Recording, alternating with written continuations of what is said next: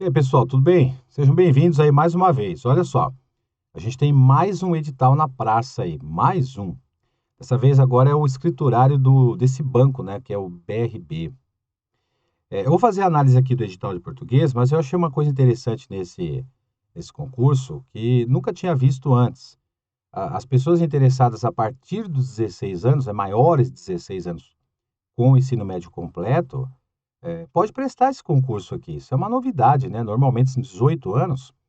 Se você não viu o vídeo ainda, dá uma olhadinha lá no vídeo do professor Cristiano, no canal do YouTube do Vencendo Concursos, que ele dá essa informação, ele traz uma informação mais abrangente aí do edital, de uma maneira geral. E aqui eu vou trazer uma orientação de estudos, de língua portuguesa e também a gente vai fazer a análise do edital de português, tá? Vamos lá? Vamos para cima então. Bom, primeiro aqui, a organização do estudo, isso é fundamental, né? Então, identificar as dificuldades que você tem em cada assunto, cada um tem uma dificuldade, né? Há pessoas que têm dificuldade em crase, em concordância, em regência. Esse é o primeiro passo, tá? Identifica qual é a minha dificuldade. Se a sua dificuldade é em toda a matéria, então você vai separar as matérias de acordo com o nível do seu conhecimento, da sua dificuldade. A partir daí, você vai ver qual que é a melhor maneira de você estudar, né? Porque existem diferenças. Não existe uma fórmula, né, para você estudar, uma fórmula correta. Cada um desenvolve a sua.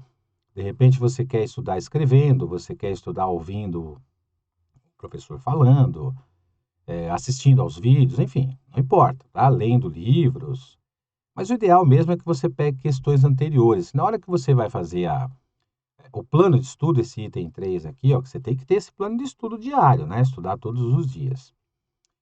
Você vai pegar provas anteriores, não precisa ser exatamente deste concurso, tá? Basta você, aqui, ó, pegar desta banca examinadora aqui, que é a banca que vai fazer a prova. Então você não precisa ficar procurando um concurso de escriturário desse banco, organizado por essa banca, que pode até ser que nem exista, né? Pode até ser que esse concurso tenha sido realizado em outras épocas por outras bancas. Então, pega a banca examinadora, pega esses assuntos, tá? E aí, por essas provas anteriores, você vai ver os principais assuntos, que eu até trago para vocês aqui, ó, os principais assuntos aqui, ó. Interpretação de texto, compreensão, né? Cai bastante. Crase, né? Aqui também na parte de sintaxe da oração do período, pontuação, a concordância, colocação, a regência. Eu vou trazer aqui para vocês esse equivalência aqui, ó, e transformação. Isso aqui os caras perguntam bastante, tá? E esse paralelismo sintático que muita gente tem dificuldade, não sabe o que é isso aqui. Eu vou mostrar para vocês nessa análise, tá? Bom, aí você vai estudar esses conteúdos mais cobrados e aqui é interessante, gente, ó, o item 3.4, quando você resolver as questões, é legal que você marque tempo para você saber quanto tempo você demora para responder cada questão, cada assunto, né? Aí você vai anotar os erros e depois você vai lá para a revisão. E a revisão é fazer questão de novo, olhar o material, verificar o assunto, o conceito, o contexto e assim por diante, tá? Parte do edital, vou fazer uma análise aqui, ponto a ponto, dos 14 itens aqui. Quando a gente fala em compreensão, é diferente de interpretação. A interpretação você vai ter, é subjetivo. Você chega a uma determinada conclusão e muitas vezes as pessoas interpretam textos de forma diferente porque é dessa forma mesmo, né? É uma forma bem subjetiva. Você vai além do texto. É diferente da compreensão, porque a compreensão você tem que decodificar a mensagem. E essa decodificação depende da gramática. Você precisa conhecer norma padrão, saber quando o verbo está no plural, está no singular, sentido do verbo, se tem crase, se não tem. Tudo isso muda, né? Muda a compreensão. O uso dos pronomes relativos, por exemplo, das orações subordinadas, oração subordinada adjetiva explicativa, restritiva, muda o sentido do texto, né? Daquele trecho. Então, a parte de compreensão, que é o que eles estão pedindo aqui, a gente precisa conhecer a gramática. Primeiro, o estudo da gramática. Esse tipologia textual aqui é menos questionado, mas faz parte do edital. Identificar as características de um texto narrativo, descritivo, dissertativo, né? Não necessariamente um texto inteiro pode ser narrativo, ou totalmente descritivo, ou totalmente dissertativo. Normalmente há uma mescla, né? Então, por isso que eles pedem, por exemplo, nas provas, o texto é predominantemente narrativo, predominantemente dissertativo, eles pedem dessa forma aí, tá? Os itens 3 e 4 eu coloquei junto aqui porque ortografia e acentuação gráfica, na verdade a acentuação ela faz parte da ortografia, tá? Então a gente põe aqui no mesmo slide. Uso dos porquês, né, pessoal? A galera tem uma dificuldade no uso dos porquês, então tem que aprofundar o assunto aí. Onde, o aonde, o mal com L, mal com U, e assim vai, né? Palavras escritas com S, dois S. Aqui também é muita leitura, porque o examinador não vai pedir para vocês por que que a palavra tal, a palavra casa, por exemplo, é escrita com S e não com Z. Normalmente isso não cai em prova, o motivo pelo qual a palavra é escrita daquela forma. Mas você tem que saber como ela é escrita. A parte de acentuação também é um assunto ligado à ortografia. E na acentuação, para você estudar, é bem decoreba mesmo. A acentuação é decoreba. Você tem que identificar as palavras oxítonas, paroxítonas, proparoxítonas, porque existem regras de acentuação para elas. E principalmente tomar cuidado aí, eu tenho uma atenção específica ao novo acordo ortográfico, algumas alterações aí, eles costumam perguntar também. Crase e regência eu coloquei junto aqui itens 5 e 11, porque interessante que eles colocam ao contrário no edital, né? Na verdade, você tem que estudar primeiro a regência, tá? Primeiro o item 11, ó. Porque a regência você vai ver os complementos aqui, que é a dependência. Dependência de uma palavra que precisa de outra dentro de um contexto e são verbos e nomes, tanto é que a regência é nominal e verbal. Essas palavras que exigem preposição a e que o termo complemento dessas palavras é feminino e admite artigo a ou as, a crase vai ser obrigatória, tá? Essa é a regra principal do acento de crase. Mas é legal você dar uma lida aqui, no nosso material, inclusive, o estudo da crase proibida, porque você faz a questão por eliminação. Alternativas, né? E também a crase nas locuções femininas. Esses pontos aqui são importantes.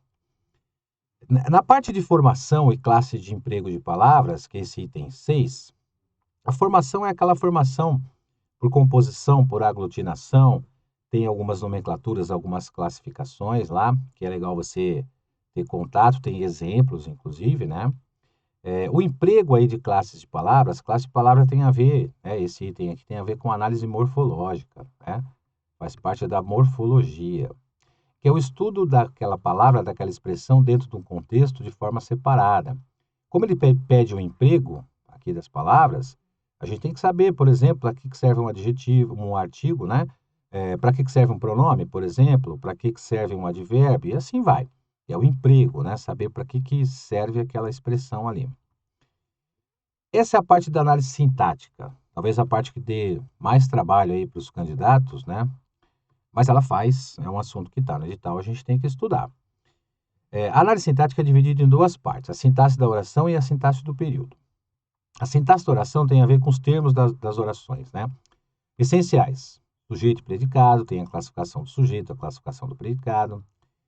Os termos integrantes que integram o predicado, tanto que a gente tem o predicado nominal, o predicado verbal, o objeto direto, objeto indireto, complemento nominal, os acessórios, os adjuntos, né?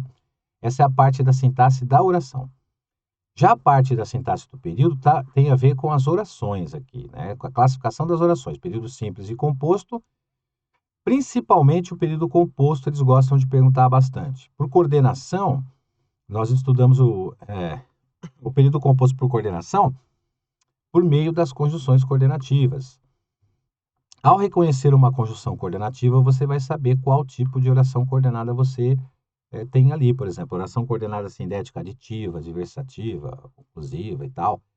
Pelas conjunções, tá? Assim como no período composto por subordinação, também existem palavras-chave para você identificar. Por exemplo, como é que eu faço para encontrar uma oração subordinada adverbial? Eu preciso conhecer a conjunção adverbial, né? Sem a conjunção adverbial não tem oração adverbial. Uma oração subordinada substantiva, preciso conhecer e identificar as conjunções integrantes Q e C. E a identificação de uma oração subordinada adjetiva é por meio aqui, não das conjunções, tá? Nós vamos consertar aqui, ó, mas sim por meio dos pronomes relativos, tá bom? Vou consertar para vocês aqui, vou tirar essa parte aqui, porque os pronomes relativos, eles introduzem as orações subordinadas, aqui, ó, as orações subordinadas adjetivas, tá? E não as conjunções, aqui tem que tomar cuidado para não errar Por quê? Porque no contexto, quando você identifica uma frase, um período, para você saber se ele é composto, ele é formado por mais de uma oração, né? E quando ele tem uma oração subordinada adjetiva, que são duas, né? A explicativa e a restritiva, ela tem a ver com a pontuação, mas essas orações, elas são encontradas por meio de um elemento chamado pronome. E esse pronome não é qualquer pronome, é o chamado pronome relativo. Então, que, qual, os quais, as quais, né? O onde, por exemplo, temos o quem também como pronome relativo, o cujo. Então, os pronomes relativos introduzem as orações subordinadas adjetivas. Essa é a palavra-chave. Pontuação, vírgula, né? Vírgula é o que tem mais regra. Parênteses e travessões tem a ver com as orações intercaladas, aquelas orações que estão no meio de outra oração. Principalmente tomar cuidado aqui com... Ter uma atenção especial aqui, gente, ó. Atenção aqui, ó. A esse assunto aqui, ó. Que é a proibição do uso da vírgula. Oração na ordem direta, sujeito e verbo e complemento, não se separa sujeito do verbo, né? Não se separa o verbo do seu complemento, isso cai bastante nas provas. Essa vírgula, nos termos deslocados, aqueles que são deslocados para o início, ou para o meio do período que é o intercalado, isso também aparece muito com isolamento de vírgulas.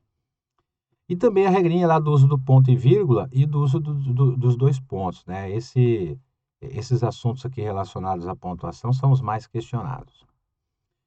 Na concordância nominal verbal, vamos pegar ali primeiro a concordância verbal, que tem a ver com os verbos, né? Núcleo do sujeito. Eu iniciaria aqui o estudo pelos verbos impessoais primeiro, né? Por quê? Porque os verbos impessoais, eles não têm sujeito, então eles estão sempre no singular. Como, por exemplo, o verbo fazer e haver no sentido de tempo, ou o verbo haver no sentido de existir, de ocorrer, de acontecer, sempre no singular. Já a concordância nominal, a palavra-chave da concordância nominal é essa daqui, ó, substantivo. Por quê? Porque ele que comanda a concordância nominal, tanto que os artigos, adjetivos, pronomes e nominais concordam com esse elemento a que se refere aqui, ó. Então, existem algumas regras específicas. Eu pegaria aquelas regras mais específicas e aí depende de cada um, né? Cada um vai ter a sua dificuldade na hora de fazer a análise de uma concordância nominal. Então, aí depende de cada candidato, tá? Na colocação pronominal é posicionamento dos pronomes átonos em relação ao verbo, próclise, mesóclise e ênclise. E aqui é legal você estudar as proibições também, né? As proibições. Quando que é proibido uma próclise, quando que é proibido uma mesóclise, quando que é proibido uma ênclise. Até para você poder resolver as questões por eliminação. Lembre-se de que você está numa prova de concurso, você precisa resolver a questão de uma maneira mais rápida, tá? Então, aqui equivalência, que o pessoal pergunta muito sobre isso, né? O que significa essa equivalência, transformação de estrutura? Aqui, ó, dá uma olhadinha só. Posicionamento, né? Tem a estrutura e o posicionamento. A equivalência, você vai fazer uma reescritura das frases com uma alteração de posicionamento, uma alteração de estrutura desses termos. Mas eles pedem a manutenção do sentido. Por isso que se chama equivalência aqui, ó. E aí envolve uma série de assuntos. Eu vou trazer até umas questões aqui sobre isso, depois vocês vão ficar ligados aí, que eu vou publicar alguns vídeos aí sobre esse assunto, para vocês saberem o que é realmente numa questão, tá? Aqui a gente está analisando só o edital. Depois eu vou mostrar isso numa questão de prova, né? Outra coisa que o pessoal pergunta muito é o paralelismo, que é essa sequência de estrutura sintática. O que acontece que tem muito a ver com coesão. Eu trouxe até os dois exemplos aqui para vocês entenderem, né? Olha esse erro, né, de paralelismo na primeira frase. O corredor brasileiro que venceu a maratona, já temos um erro de pontuação aqui, ó. Então aqui essa vírgula já está errada. Está separando o verbo do sujeito. Então já temos um erro, paralelismo aqui. Outro erro aqui, ó, foi seguido pelo. Aquilo que é seguido por. Só que em seguida, ele deveria ser seguido pelo corredor também, e aí o autor do texto usou a preposição de. Olha a diferença aqui, ó, na frase de baixo. Ó. O corredor brasileiro que venceu a maratona foi seguido pelo, quem é seguido por alguém, pelo corredor português e também foi seguido pelo corredor chileno. Então, aqui isso tem a ver com esse assunto aqui, ó, coesão. Né? Coesão que significa ligar. Então, nessa primeira frase, nesse primeiro exemplo, não houve uma coesão adequada, né? Porque quem é seguido por, só que aqui o autor utilizou a preposição de, então houve um erro de paralelismo sintático aí, né? É o que nós chamamos de paralelismo sintático. E a última parte é mais simples, né? Substituição de palavras por sinônimos e antônimos. Aqui também você tem que conhecer as palavras, né? Aqui seria leitura, vocabulário, né? Você ter bastante vocabulário, isso ajuda você a responder uma questão, tá certo? Bom, aqui no nosso curso nós vamos ter as aulas aqui em PDF, né? Esse material aí. A gente tem também esses resumos com mapas, e também a parte de revisões, que é a parte de questões. Então, o curso aqui ele é todo gravado, né? A gente tem um curso aqui no Vencendo Concursos de todas as matérias, todas as disciplinas. E esse curso ele é totalmente online. E você tem aí todos os assuntos do edital, não só de português, mas de outras matérias também. E assim que você faz a inscrição aqui, que você adquire o nosso curso, você já tem aqui, ó, o acesso imediato, tá? Naquele exato momento. As aulas são divididas, é bem fácil, é bem tranquilo mexer aí na plataforma do site do Vencendo Concurso. Acesso também ilimitado, aí você tem teorias e questões comentadas, tem material em PDF, tem aqui um bônus com caderno, né, de questões. Aí estão os telefones para você poder entrar em contato e também o link aí embaixo, né, que você vê logo abaixo aí, para você clicar e adquirir esse curso do PRB, o escriturário, tá? Um curso totalmente online. Tá fechado então? Bom, pessoal, é isso, tá? O edital aqui tá trabalhado com vocês. A gente vai fazer depois aí, eu vou publicar algumas questões, principalmente eu vou começar ali com aquela questão de paralelismo e reescritura, que são assuntos que o pessoal tem um pouco de dificuldade. Vocês vão ver na prática como é que funciona isso, trazendo questões, inclusive, dessa banca examinadora aí. Certo, gente? Te vejo então aqui eh, no na nossa plataforma, a partir do momento que você clicar no link aí para adquirir o curso. Tá fechado, gente? Abraço para vocês aí, bons estudos aí, até a próxima.